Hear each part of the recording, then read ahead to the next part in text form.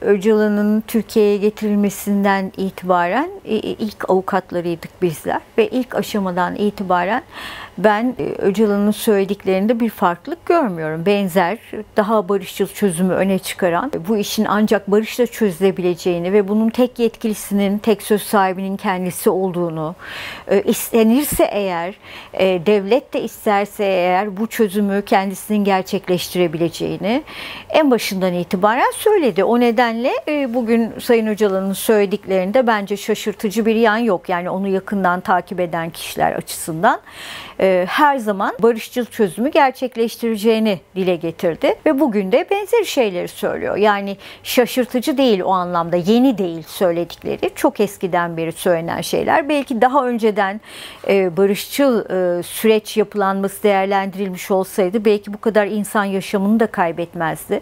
Bu kadar insan cezaevine girmezdi. Ama insan hakları savunucuları olarak bizler her zaman barışın yanında olduğumuz için hep barış sürecini destekledik.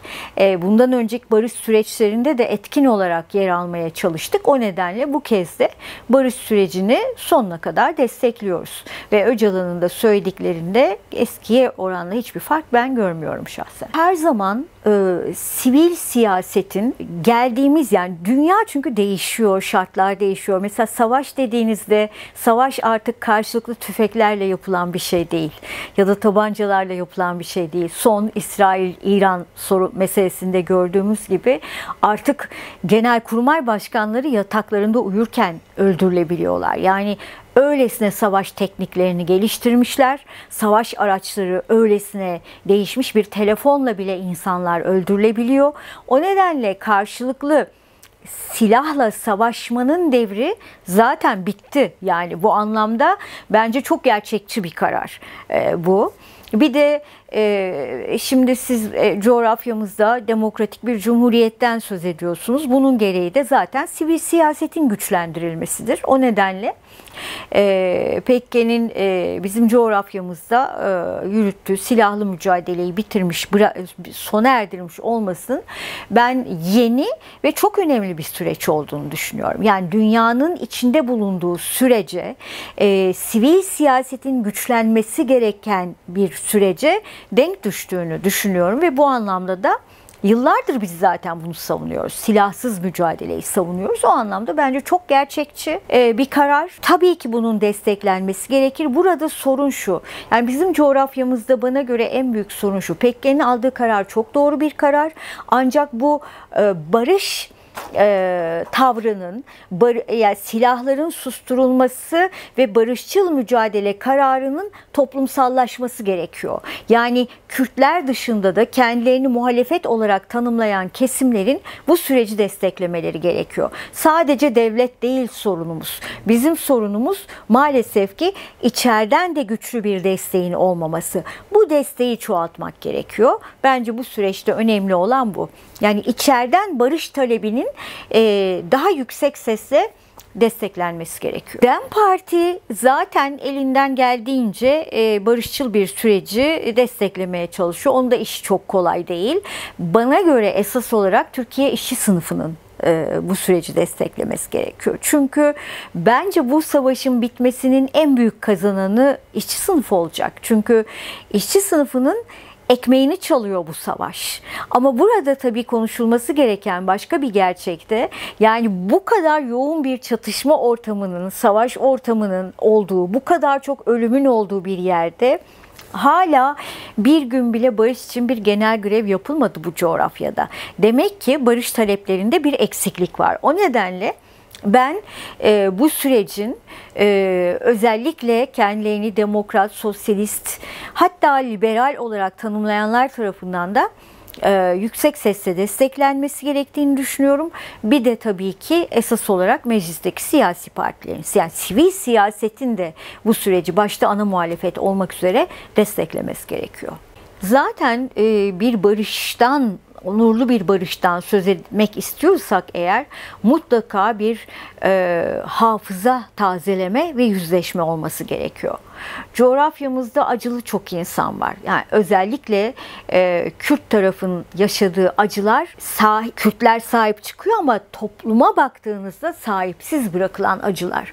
Yani her iki tarafın acıları eşit değil. Acılarını paylaşma hakları bile eşit değil. Yani Kürtlerin yaşadıkları acıları bu coğrafyanın çok büyük bir bölümü ya bilmiyor ya da görmek istemiyor. Ama biz insan hakları savunucuları olarak akıl almaz hak ihlallerini, akıl almaz suçları saptadık. Bu savaş suçlarını, hak ihlallerini saptadık. Gözümüzün önünde öldürülen insanlar, yakılan köyler, kaybedilen, gözaltında kaybedilen insanlar, kontrgerilla cinayetleri, kendi arkadaşlarımızı kaybettik. Bizler silahlı saldırılar yaşadık. Cezaevlerine girdi insanlar.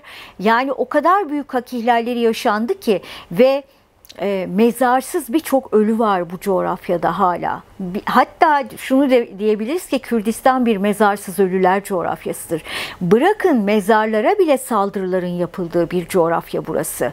O nedenle bütün bunların son derece uygar bir şekilde konuşulması ve bu acıların özellikle cumartesi anneleri, barış anneleri, hatta PKK'nin saldırıları sonucunda ölen insanların yakınlarının acıları da. Çünkü bu her iki tarafın acılarını da kapsayan bir süreç olacak.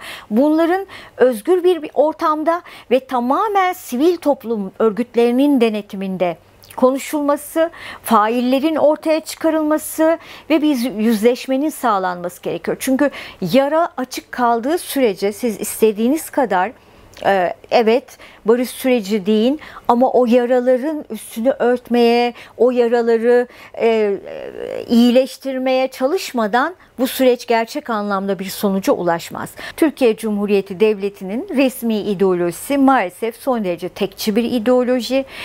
Sadece Türk ve Sünni Müslüman kimliğini temel alan, diğer bütün kimlikleri yok sayan, yok eden bir resmi ideoloji var. Ve bu sadece devletin ideolojisi değil. Maalesef ki kendilerini muhalefet olarak tanımlayanların çoğunu da bu ideoloji belirliyor. O nedenle bence resmi ideolojinin tartışmaya açılması gerekiyor. İşte o nedenledir ki demokratik bir anayasa önemlidir ki bunu Öcalan da söylüyor. Demokratik bir anayasa bu nedenle önemlidir. Yani bu coğrafyadaki tüm kimliklerin kendilerini ifade eden, onları içselleştirebileceği demokratik bir anayasa. Ha bu nasıl yapılır? Bu kolay bir şey değil. Ama eğer bu coğrafyada gerçek anlamda bir barış çalışması başlayacaksa resmi ideolojinin eleştirilmesiyle ve bu eleştirinin özgürce yapılabilmesiyle başlayabilir.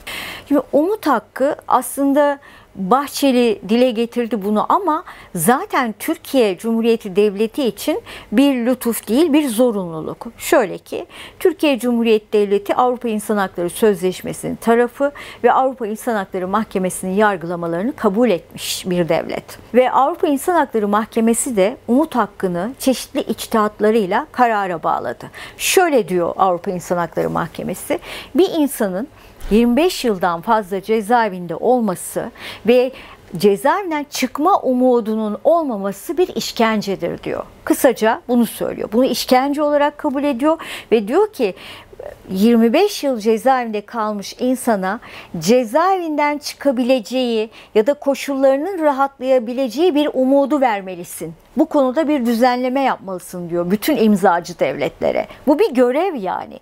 Ve evet bugün Sayın Öcalan üzerinden tartışılıyor ama bu 25 yıl cezaevinde kalıp işte özellikle bu müebbet hapis cezası alan insanlar için geçerli bir hak zaten. Yani bunun Türkiye Cumhuriyeti Devleti'nin bir görev olarak kabul edip acilen bu düzenlemeyi zaten yapması gerekiyor. Ve bunun mecliste bana göre çok acil konuşulması gerekiyor. Çünkü Avrupa İnsan Hakları Mahkemesi'nin umut hakkını tanıması konusunda Türkiye'ye de verdiği mahkumiyet kararları var ki biri Öcalan'la ilgili dava zaten. Yani bu Türkiye Cumhuriyeti için bir görev. Ama bütün bunları yapabilmek için mecliste desteğe ihtiyaç var. Yani biraz önce barışın toplumsallaşması derken Biraz da kastettiğim bu.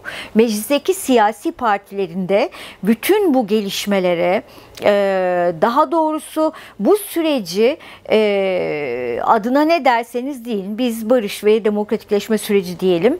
Bu sürecin hukuken garanti altına alınması gerekiyor. Bu nedenle meclisteki çalışmalara çok büyük önem düşüyor ve acilen bir komisyon kurulması gerekiyor. Çünkü mecliste kurulacak bir komisyon barışın toplumsallaşmasına olumlu etki yapması muhtemel. O nedenle de olması gerekiyor. Gördüğümüz kadarıyla şu ana kadar barışçıl adımların hepsi Kürt tarafından geldi. Ya hasta mahpusların bile serbest bırakılması gerçekleşmedi. Mesela yani ölümcül hastalığı olan birçok hasta mahpus hala cezaevinde tutuluyorlar. O nedenle bir an önce devletin artık gerekli adımları atması gerekiyor. Hasta mahpuslar ve tüm siyasi mahpusların serbest bırakılması gerekiyor. Bunun dışında terörle mücadele yasası bir düşman hukuku uygulamasıdır. Terörle mücadele yasasının kaldırılması gerekiyor. Böylece infazda eşitliğin sağlanması gerekiyor. Hiç kimsenin düşünceleri nedeniyle zaten yargılanmaması gerekiyor. Ama ilk adım bana göre hasta mahpuslar ve siyasi mahpusların serbest bırakılması olacak. Bunu bekliyoruz. Barış herkese kazandıracak. Herkesten önce işçi sınıfına, kadınlara, LGBT artılara, bu coğrafyada baskı gören tüm kimliklere kazandıracak bir süreç. Barışçıl bir süreç, şiddetin azaldığı bir süreç. Daha da önemlisi coğrafyadaki maddi kaynakların savaşa değil, insan yaşamına harcanacağı yeni bir sürecin başlaması demek.